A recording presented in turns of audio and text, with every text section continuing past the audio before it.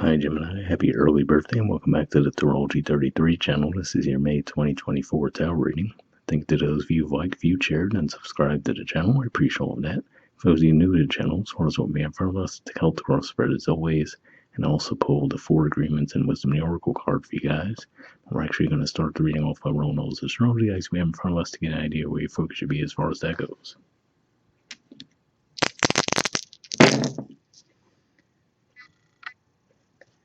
Alright, we have Venus, and Venus is actually going to be in your 12th house of Taurus for the first few weeks of May, and then it's going to move into your sign.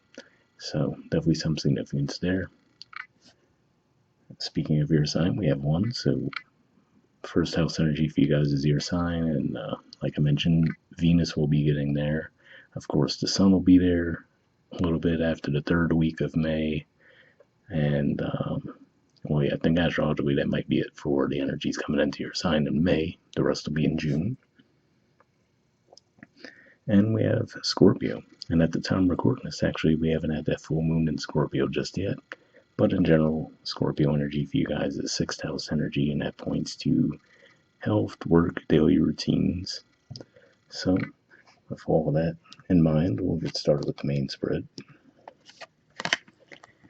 In the main situation position, we have the 10 of Pentacles, and in the challenge position, we have the Queen of Swords. So this is actually a Libra energy here, but of course this could represent air energy as well, since you're also an air sign.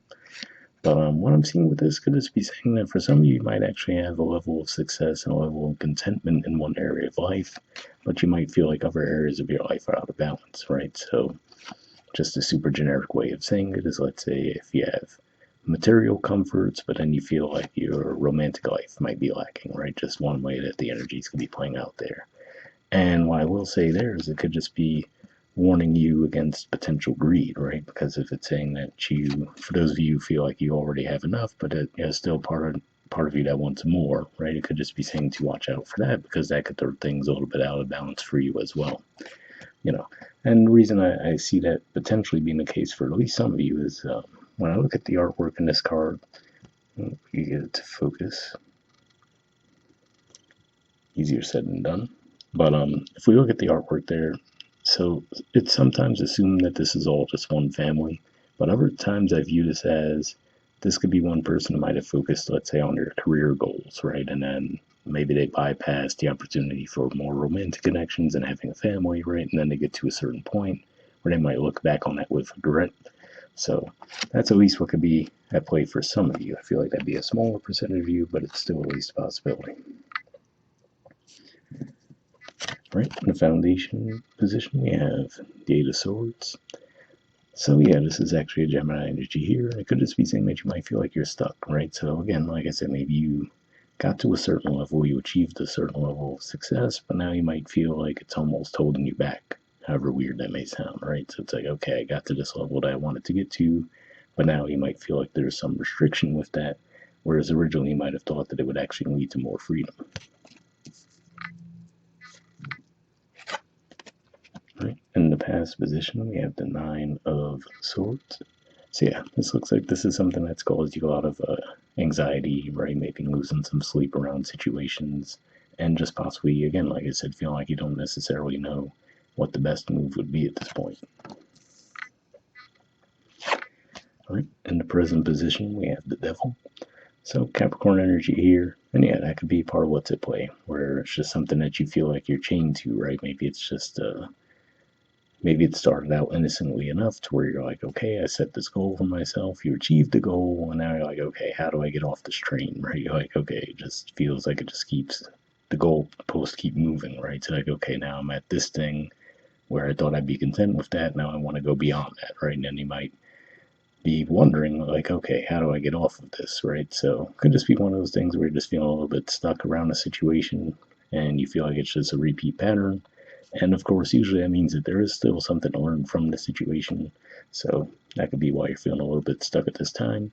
And these energies tend to bubble up a little bit more to the surface too when you have a lot of 12th house energy going on, which you will as we move through Taurus season, of course. So as the energies move more into your sign, you might start to feel the energy lift a little bit.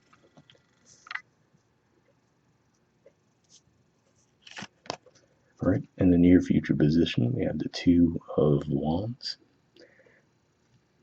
So yeah, for some of you might decide that a change of scenery might be the best thing, right? So maybe not permanently moving from where you are, for example, but maybe just at least taking a trip to an area that you haven't seen before, right? Maybe see if there's something there that would light a spark in you.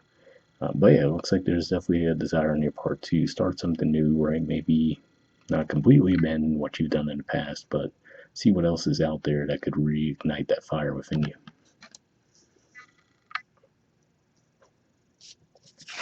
Right? A position of your influence in the situation. We have the Six of Pentacles. So yeah, so for some of you might actually find yourselves giving back in some way, right? Doing some charitable contributions, whether it be resources, time, maybe even both, right? But it looks like that's just one of these things where you feel like, okay, you know what, maybe I do have more than I need, and maybe if it's not bringing me the happiness and fulfillment that I thought, then maybe there are better ways that I could use those resources.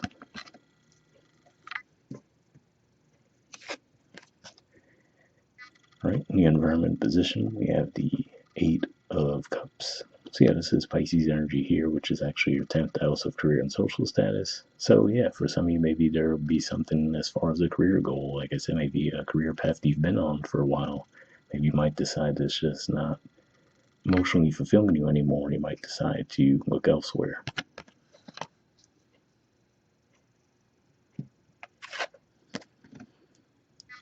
All right, in the hopes or fears position, we have the Knight of Wands. So yeah, like I said, I feel like there's just this desire for freedom on your part. So like I said, it looks like this is something that you probably went into with the best of intentions, right?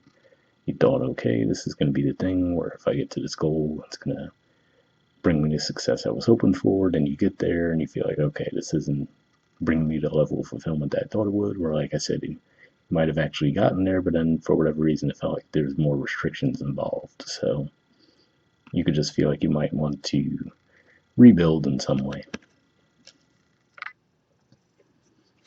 All right, and in the outcome position, we have the Hermit. So yeah, this is more Virgo energy here, which for you guys is 4th house. So it could just be saying that you might withdraw a little bit. You might be feeling a little bit more introspective, trying to figure out what your next best step should be, right? If we think about the journey of a hermit, so obviously this could just be a generic example, but again, for someone who maybe, let's say they have all the material success, right? And they find, oh, this isn't making me happy. Then all of a sudden they might start to give those material possessions away, right? And just explore a more spiritual path, right? So obviously I doubt that'd be the case for the majority of you, right? I don't think all Geminis are going to be abandoning society in the month of May, but I feel like at least on some level you're feeling a little bit of a part of that spirit within you.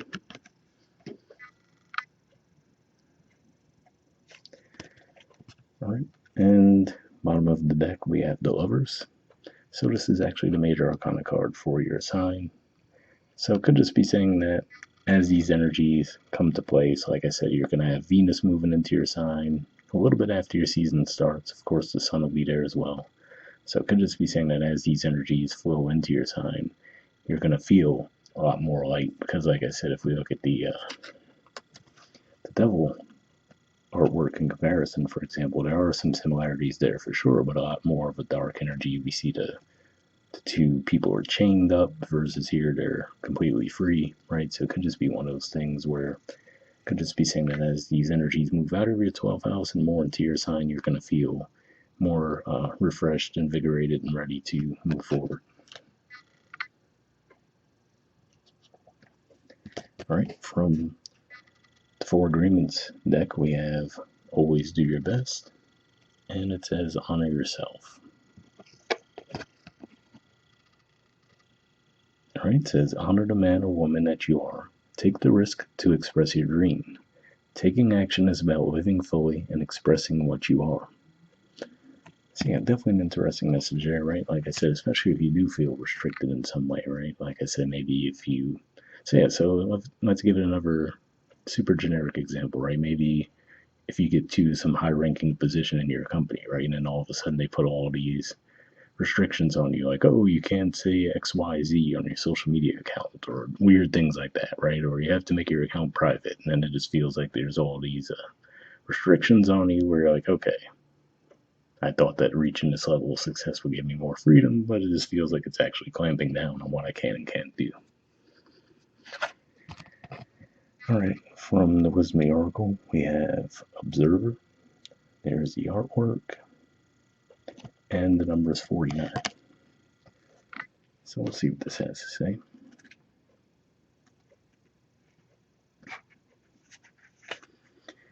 Alright, essential meanings says perspective, objectivity, neutral observation from a distance.